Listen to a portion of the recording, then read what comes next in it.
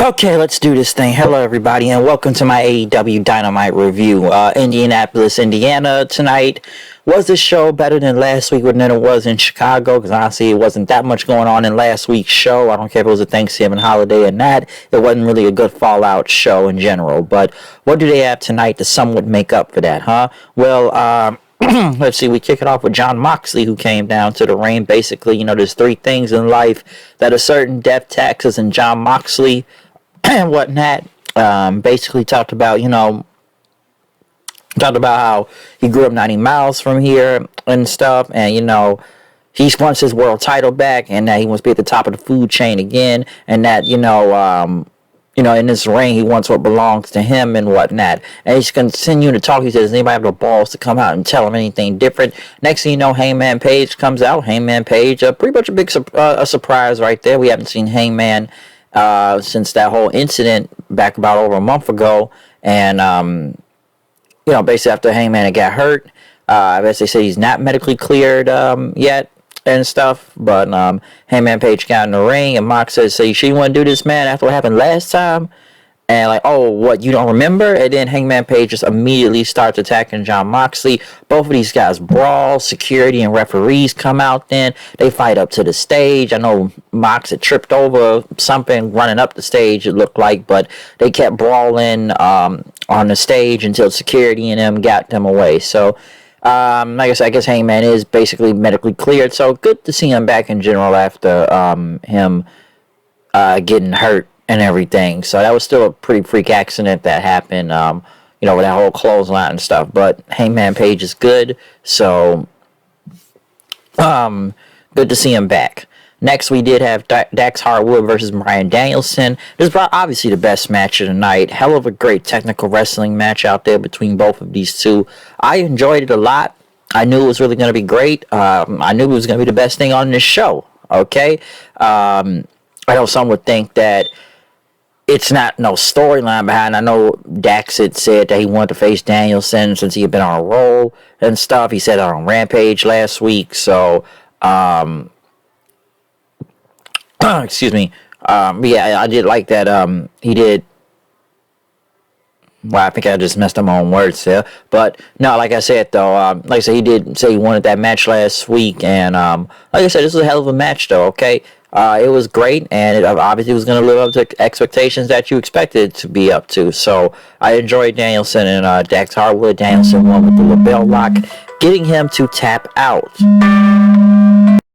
But yeah, other than that phone call I just had, Hangman, Moxley brawling and stuff, we got through that. Renee Young basically interviewing,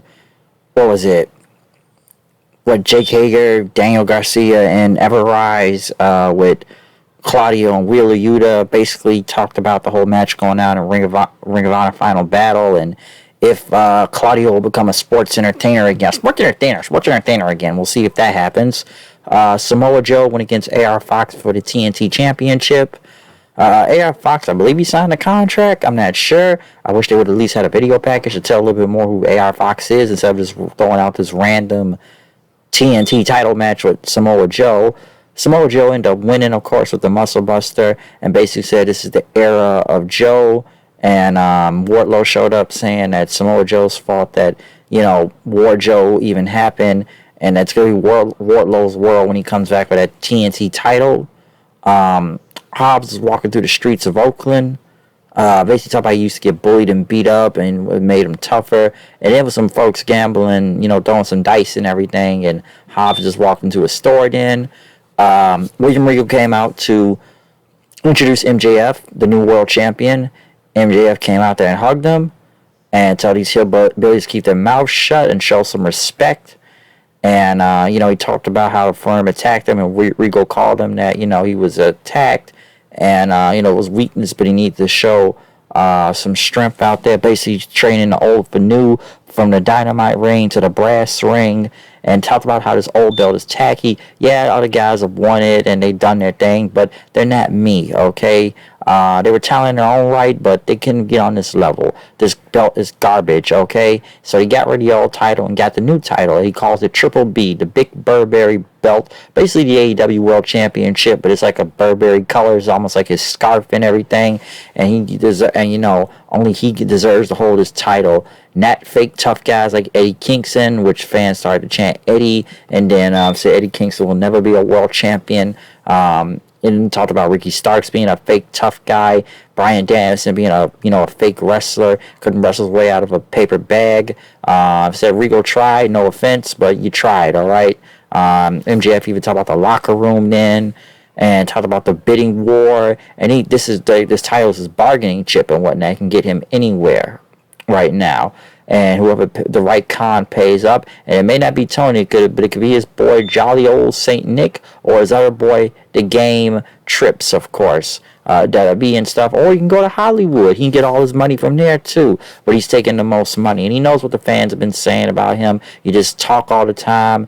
You ain't once you're world champion. You don't never wrestle enough on TV. That the fans are fickle, and you guys want to call me a coward and everything, but listen, he said, I rarely defended, I rarely wrestle. Well, this is going to happen, okay? I'm a special attraction. If you want to pay to see me wrestle, you better go buy some pay-per-view, all right? And you really will have to pay and empty those pockets. His title reign will be longer than Hulk Hogan, JBL, or Jeff Jarrett's reign. That'll be short, that theirs was short and sweet, or even Bruno Sammartino and whatnot, that his reign of terror just begun. But he told Regal, I forgot something. He got the brass knucks and stuff, and he respected Regal. You've done everything for this business and whatnot. And from the bottom of his heart, he ended up just taking out Regal from behind the brass knucks. He says, one thing you haven't learned is that you made a deal with the devil, and talked about that email from years ago. I guess he finally got his payback.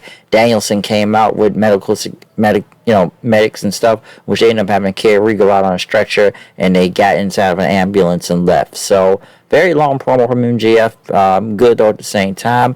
Apparently this may be Regal's last time in the company, if this was the way to write him out. Damn, he only been in the company, barely been in the company for a year. Now apparently that he's been wanting to go back to WWE anyways, or his contract I don't think is up, and it is time on it left, but apparently he may be going back. Apparently Triple H wants him really badly back there, so I'm not sure, but he may be going back to the WWE soon, possibly, like very soon.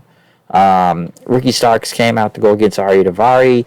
Ethan Page, Stokely Hathaway, and for some reason Matt Hardy playing to the crowd. I forgot they own his contract, which, Page got on the mic and says he's going to win that Diamond Ring Battle Royale and beat MJF for that World Championship. Ricky Starks won. Anna Jay went against Willow Nightingale. Willow Nightingale won. Right after that, Ruby Soho returned also, taking out Mello and Anna Jay and hitting her Destination Unknown finisher. So, yeah, good to see Ruby and Hangman, too, return tonight.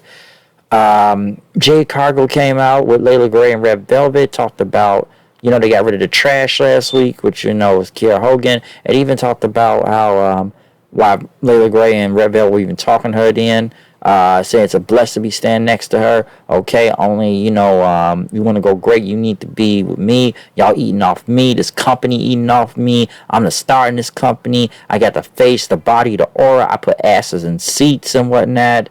And, I only wrestle, for bad bitches and everything. And that they got some baddies in the crowd. And then she says little Bow Wow is a joke, until Bow Wow showed up on the screen saying that his tour is done now.